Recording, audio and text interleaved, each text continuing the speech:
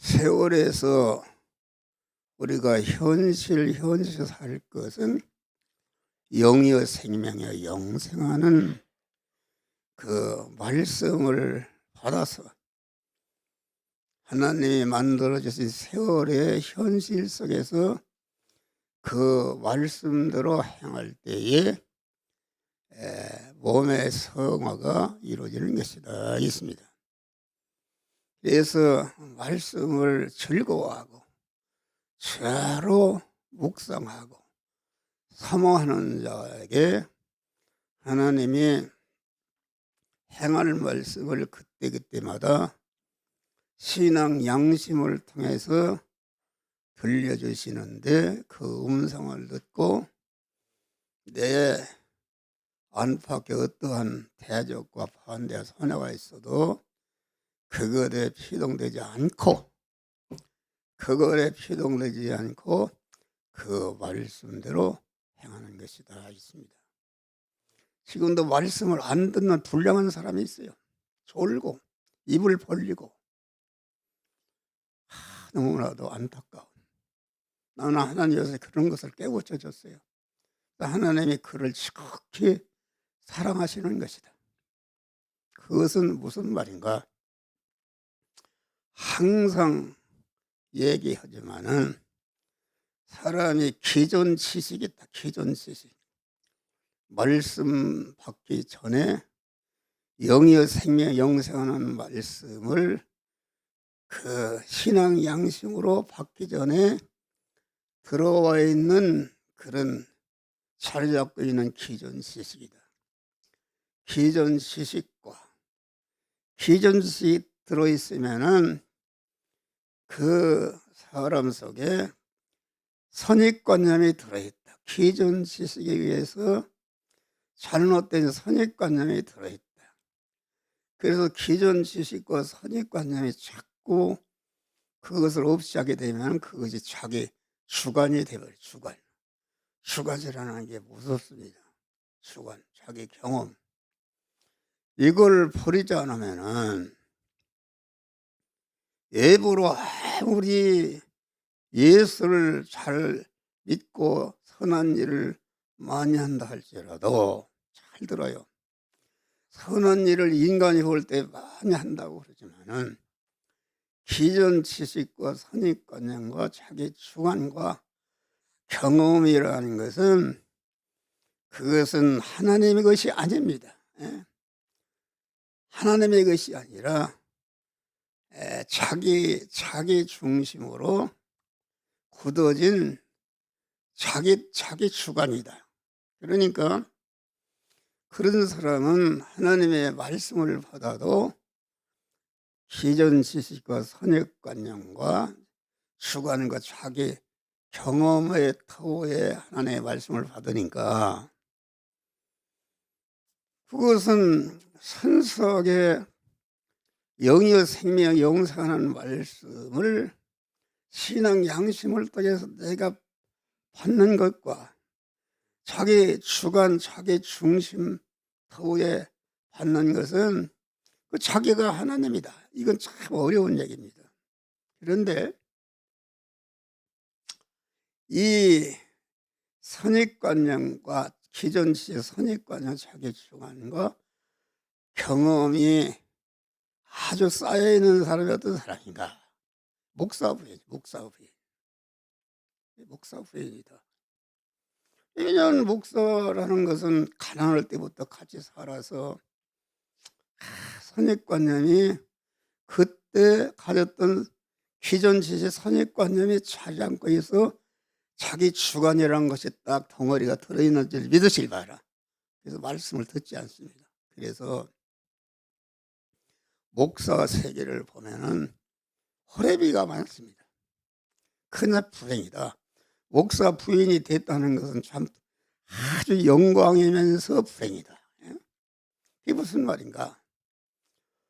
아주 자기 남편의 그 목사 부인 하는 것이 아주 지긋 가난하고 아주 교인들에게 핍박받고 아주 싫다 그런 말이요. 싫으니까 그 남편이 설교하는 것을 다 속으로는 대적하고 듣지 않는다 그런 말이요. 그러니까 하나님 앞에 갔을 때 가장 큰 죄가 무엇인가? 말씀을 대적하는 것이다. 여러분, 바리새인과 서기관과 대제사장들이 얼마나 말씀을 많이 알았습니까? 자기 선입관념과 그 기존 지식과 선입관념과 주관에 의한 믿음이었다 그런 말이야. 할렐루야. 어디까지나 자기 중심의 터에 하나님의 말씀을 받고 실행했다 그런 말이야. 그것은 하나님을 주인으로 모신 믿음의 사람으로도 하나님의 말씀대로 실행해야 되는데, 기존 지식과 선입관념과 자기 주관이라는 덩어리가 딱 있는 자기 중심의 옛사람의 터에 하나님의 말씀대로 행하는 것이니까, 그것은 세상에 어떤 사람들이 착하고 훌륭하고 희생한다 할지라도 그건 하나님을 인정하지 않고 하나님을 대적하는 것이다 알겠습니다. 그래서 아는 성남의 어떤 목사님도 그렇고 여러 사모님들이 죽었어요. 그 불행이죠. 예? 불행이다. 목사가 부인하기 얼마나 힘들어요. 그러니까 불행, 아주 목회하는 것이 지긋지긋하고 아주 견딜 수가 없으니까 그 목사가 됐으면은 죽든지 살든지 인도하는 목사와 똑같은 마음으로 가지고, 다만 말씀이 아무리 틀려도 그 말씀을 하나님의 말씀으로 받고 아멘하고 같이 동행하면 참 복이 됩니다. 사모가 큰 하늘나라 상급을 받는데, 이게 그렇지 않단 말이에요. 자기 주관이, 기존 지식이 살아있고 자기 주관이 쌓여서 그것이 그 뭉탱이가 흐르지를 않는단 말이에요. 흐르지도 않고 설교 시간에 졸고 입 벌리고 막 여기저기 왔다 갔다 하고, 이건 너무나도 안타까운 것이다. 남이라면 뭐 상관도 안 갔어요. 고생했으면 상급이 있어야 할 거 아닙니까? 여러분 생각해봐요. 그러니까 목사 부인이 많은 사람들이 먼저 갔어요. 먼저 갔어. 차라리 이혼해서 그만 안 믿는 사람하고 살면 세상이라도 잘 살지. 예?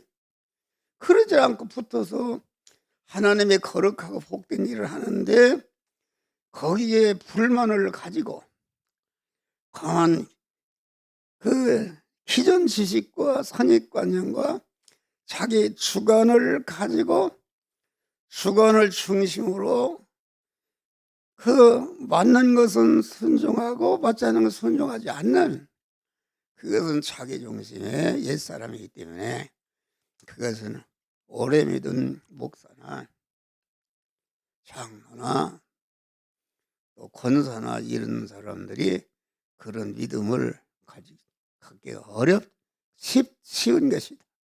그래서 우리는 그런 것을 싹 버리시기를 바랍니다. 들어오자. 설교 시간에 좋은 것은 그건 주의 말씀이 얼마나 입에 단지 내 입에 꿀보다 더 달랐어이다 하는 이런 간증이 나와야지.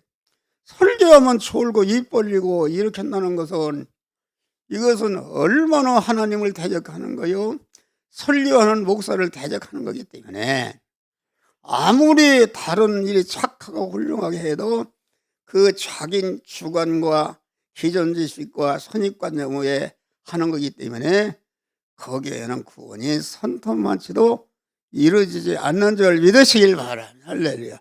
깜짝 놀라는 것이다. 그러니까 안타까운, 그러니까 이 설교라는 것은 자기 주관을 버려야 된다. 여러분, 목사가 소리로 꽉 찌르면 은혜가 되고 작은 소리하면 박력이 없다 해서 은혜가 안 된다. 어떤 분이 그럽시다.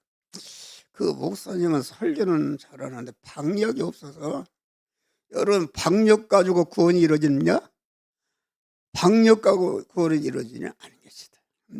지진 가운데도 계시지 않고 강한 바람 가운데, 불 가운데 이건 보이는 것인데, 세미한 음성 중에 하나님이 계신 적을 믿으시길 바랍니다. 이것을 우리는 아는데, 또 장소, 그 어디 기도원이 가는 기도가 잘 돼. 혼자 있을 때는 안 되고, 여러 사람이 모였을 때는 막 뜨겁고 기도가 되는데, 혼자 있을 때 안 되는 것은, 그것은 자기 주관의 믿음인 줄 믿으시기 바랍니다. 자기 주관의 믿음이다. 예? 하나님이 나와 함께 하시면 많든지 적든지 항상 하나님과 동행하게 되면은 세미한 음성이든 무슨 음성이든지 은혜가 되는 줄 믿으시기를 바랍니다. 옛날에 개척교회 때 집에서 기도하다가 삼각산에 갔어요. 갔더니 얼마나 은혜가 되는 것 같고, 그런데 거기도 한 달 다녀보니까 똑같아요. 그래서 산 중턱으로 올라왔네. 그런 진짜 중턱으로 올까? 근데 중턱 나중에는 산 꼭대기로 올라갔어. 올라가니까 그렇게 은혜가 되고, 그런데 거기도 한 달 되니까 만성이 되니까 은혜가 안 돼. 마찬가지요. 거기에서 하나님이 깨닫게 해주셔서 할렐루야, 너 주관의 믿음이다. 예? 여기는 은혜가 되었다. 주관의 믿음이다. 주관을 깨트리라. 그런 것이다. 알겠습니다. 그래서 우리 믿는 사람은 참 믿음이라는 것은 개미 새끼 소리로 말씀을 전해도 믿음의 이치에 피동이 되는 것이다. 할렐루야. 아무리 노인네가 그 모기 같은 소리를 해도 농사 짓는 법을 잘 가르쳐주면 그 법대로 하면은 농사 성공하는 줄 믿으시길 바랍니다. 논을 갈아라, 밭을 갈아라, 큰 소리 한다 해서 하고 그렇지 않으면 안 되는 것은, 그것은 참 믿음이 아닌 줄 믿으시길 바랍니다. 할렐루야. 그리고 자기 중심의 믿음이다. 여기 지금 주보에 써 있는 것은 다 읽어보면 알아. 주보에 써 있는 거 내 것을 드는 것이다. 여러분, 사람은 그런 목사도 도구로 쓰는 목사가 있고 지체로 쓰는 목사가 있는 것이다.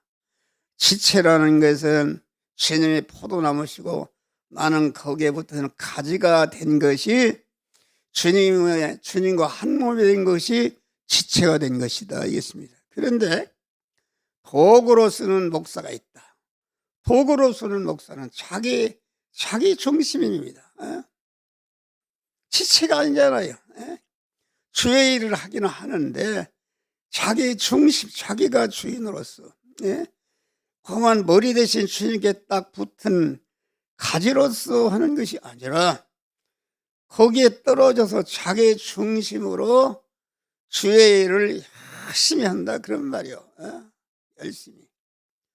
여러분, 논을 사람의 손으로 하는 것과 기계로 하는 것과 그 엄청난 차이가 납니다. 그래서 큰 목사님들 보면은 뭐 다 그렇진 않습니다. 그분들도 지체로 쓸 때가 있고 도구로 쓸 때가 있는데, 대개 인간적으로 모든 것을 갖춘 사람은 그런 도구로 일할 때가 많다. 자기 가진 것이 교만하고 그렇다, 그런 말이에요. 그러니까 우리는 지체로 쓰는 것이다. 그래서 바울은 항상 그 고린도서 9장 보니까 나는 싸우기를 허공을 치는 것 같지 아니하여, 향방하는 것 같지 아니하고, 싸우기를 허공을 치는 것 같지 아니하고 나를 먼저 쳐 복종케 함은 내가 남을 구원하는데 자기가 버림이 될까 두렵다. 그러니까 헌 목사가 열심히 설교하고 많은 일을 교회를 짓고 많은 교회를 모아도 내가 주님의 지체로 주님을 주인으로 모신 믿음의 사람으로서 내가 내 구원을 이루고 내 구원을 이룬 참 성전된 몸으로 관계된 우리 교인들을 구원하게 되면은 교인들도 복이 되고 나도 복이 되는 줄 믿으시길 바라. 그런데 바울은 계속 항상 나를 먼저 쳐 복종케 하면 남을 구원한 다음에 자기가 버림받을까 두렵다. 이렇게 말하는 거죠. 그러니까 자기 중심으로 한다. 하나님이 도구로 쓰는 것입니다. 그에게 능력을 많이 줘서 많은 영혼을 구원하고 많은 일을 했지만은 도구로 써서 그만 경기가 보슴이 다 닳도록 논을 갈고 주인을 부자되게 했다 할지라도 그러면 너 이렇게 나를 위해서 희생이기 때문에 그만 양문이라도 짓고 이렇게 하겠다. 그게 아닙니다. 도구란 일이 끝나면은 헛간에 다 처박아 버린다. 그래서 보습에 다 달아서 못 쓰게 되면은 갖다 버려버리는 줄 믿으시길 바랍니다. 할렐루야. 그러니까 이게 자기 구원을 이루는 것이다. 자기 구원을 이루는 것이다. 목사 사모가 아무리 기도를 많이 희생하고 많이 해도 설교 시간에 영역 생명 영생하는 말씀을 듣지 않고 졸고 속으로는 대적하게 되면은 이것은 참 불행한 것이다. 나는 우리 집사람 보고 얘기하는 게 아니고 모든 사원들이 그런 사람들이 많습니다. 그래서 우리는 아주 항상 신앙 양심을 통해서 그 행할 말 세미한 음성을 듣는 것이다. 신앙 양심이라는 것은 이 설교를 할 때에 하나님의 말씀을 사모하고 즐거워 기뻐하고 서로 묵상하는 자에게 강한 신앙 양심이 깨끗하게 되어서 그러면 자기가 평소에 그 말씀을 마음과 몸에 새긴 말씀 중에 너는 이 시간 이 장소 이 사람 이 사건 이 물질을 만났을 때에 이 말씀대로 행하라고 신앙 양심 그 영적인 신앙 양심을 통해서 행할 말씀을 주실 때에 그 말씀대로 행할 때에 구원이 이루어지는 것이다 하겠습니다. 할렐루야. 신앙 양심의 소리를 들어야 된다. 그것은 아주 하나님의 말씀을 사모하고 즐거워 주야로 묵상할 때에 하나님이 시냇가에 심어주시는데 시냇가에 심어주신다 그 말은 그 신앙 양심을 통해서 그때그때마다 그 심령에 입력된 말씀 중에 너는 그 말씀대로 행하라고 명령 세미한 음성 듣는 자밖에 알 수가 없다. 그러니까 우리는 항상 영적인 긴 신앙 양심을 깨끗이 해야 되는 줄 믿으시길 바라. 그래야 주님의 음성을 듣고 그 말씀도 행함으로 구원을 이루어가는 그런 지혜로운 복된 성도들이 되는 것이다 하겠습니다. 할렐루야. 그래서 우리는 항상 자기 기존 지식과 선입관념과 주관과 경험을 싹 무시하고 여러분 한 목소를 하나님께서 나를 분명히 강단에 세운 줄 믿으시길 바라. 그리고 이 시대에 성화 복음을 전하는 사명을 주시고 강단에 딱 올라오면은 하나님께서 내 신앙 양심을 통해서 너는 이 말씀 하라, 저 말씀 해라, 이건 하지 말라 하라, 이렇게 명령하시는데 순종하는 줄 믿으시길 바랍니다. 할렐루야. 그래서 우리는 항상 자기를 부인하고 주님을 주인으로 오신 믿음의 사람으로서 신앙 양심을 깨끗이 해서 언제나 항상 어떤 현실이든지 주의 음성을 듣고 그 음성이 들려왔으면은 내 모든 것이 달아나도 그 말씀들 행할 때에 구원이 이루어지는데 이러한 믿음의 사람들이 되시기를 주의 이름으로 축원합니다. 기도하시고 주님,